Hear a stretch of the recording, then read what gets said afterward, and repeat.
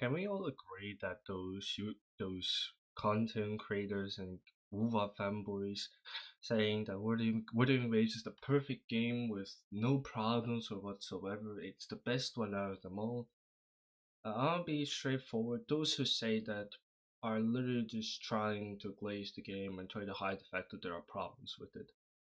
And on personally, it isn't that big, but it's still a problem that has existed in the game for years, and they're slowly fixing it, but not really. Today, we're going to be looking at those issues, so let's get into it. First up is performance problems. So, yes, they did recent patch updates for upgrading the performance for players, which was good, but it still is a problem to this day. There are still lag spikes, stutters, RAM usages. It kind of affects some players with even a high-end PC. And let's get over this one thing. On the latest livestream, they also showed enhancing of the graphic. Why the fuck do we need that? Your players are having lag spikes and FPS stuff, and you think that okay, we fixed it a bit, so let's just increase the graphics more. Like all of the other players who have like not that high of a PC and mid trying to play will basically catch on fire or possibly explode with the direction they're taking with graphics. That's only the first part. The second one is in game, and you might know it as Tower Diversity.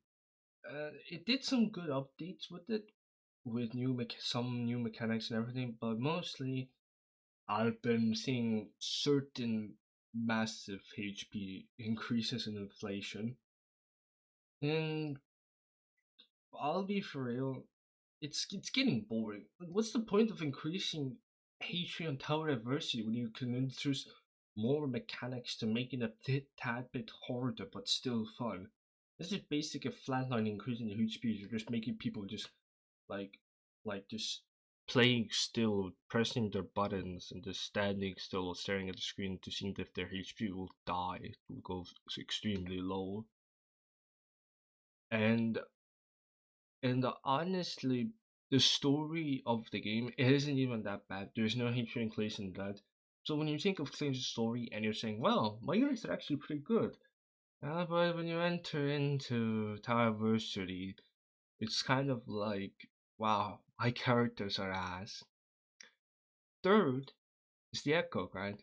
Oh, did I get me started on the fucking Echo Grind?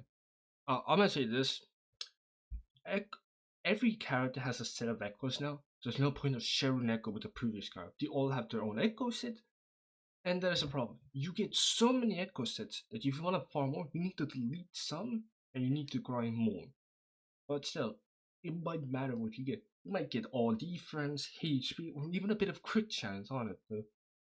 Because before you say that that it isn't RNG, it fucking is. There was a video that explained that the entire ecosystem is just heavily RNG. And yeah, and let's not go forget about one thing: tuners. Why in the hell do we need to farm for tuners that are limited, and when we use them, they're basically empty again?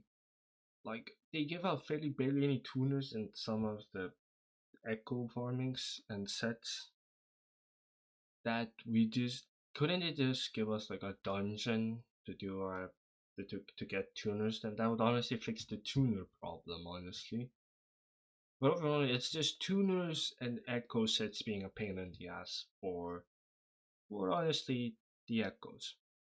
Now next up is one that's kind of been on my mind, which is character development. Now before you ask about character development, I'm gonna explain this again. The story, yes, it is good. Everything about it is beautiful, but the characters that are gonna arrive on the update get their story patch, and after the next update, they've completely forgotten. I mean, during 2.6 with Calbirena, everyone was brought back for the story, and after that, they were just completely gone.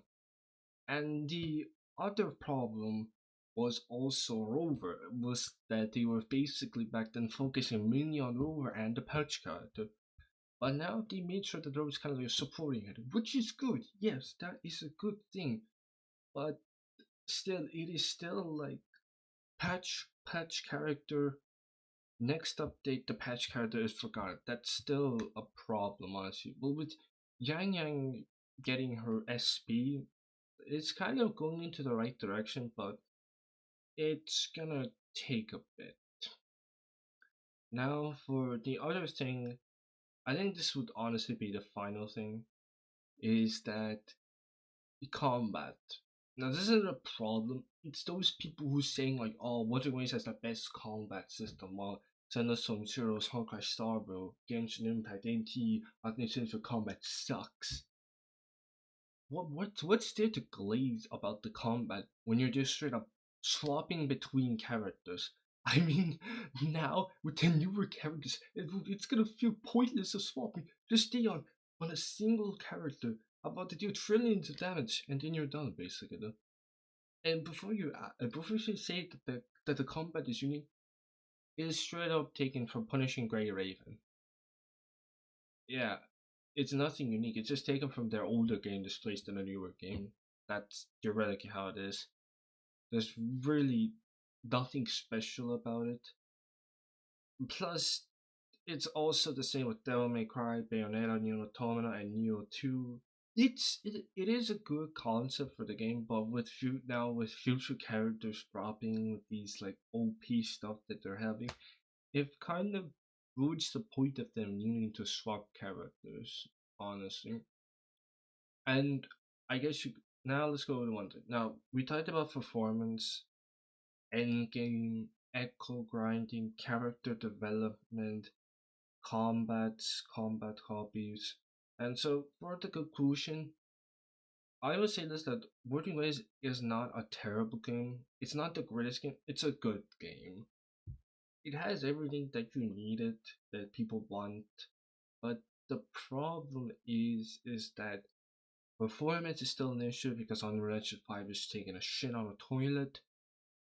Endgame is turning now into raw stats and more HP inflation if they don't sustain it. The ecosystem is just a waste of time. You're just farming for the echo set just to get trash sets and you need to repeat the process all over again. And let's not also forget about, as well I mentioned before, was the tuners. I forgot the name. I had to scroll up to find the tuners. You'd get them, you use them, you get trash. You wanna get them, you get barely from even getting from the echo set. Just add a dungeon for them and then it's all good. So is also the character development. Character development's problem is still patch character, next update forgotten. Sure, with Yang Yang's SP release, I'm calling it SP because I think that's a lot easier to say than the full name. But yeah, Yang Yang SP is showing that they're bringing all the characters in the story and exploring more lore in it. That's good. And the last one I would say is that the combat stuff. There's no point of glazing the combat if it's literally from PGR. Every combat is basically the same where you see them in Senna you're just pushing buttons. Honkai started as well. Wooden Witch, you're also just pressing the buttons and just swapping between characters. There's nothing really that good about it. It's like normal combat, nothing unique about it. But honestly, yeah, that's all for me. I want you guys to leave your comments down below of did you like this video or did you hate the fact that I was trashing on it? Just let me know. Yeah, I will see you all in the next one.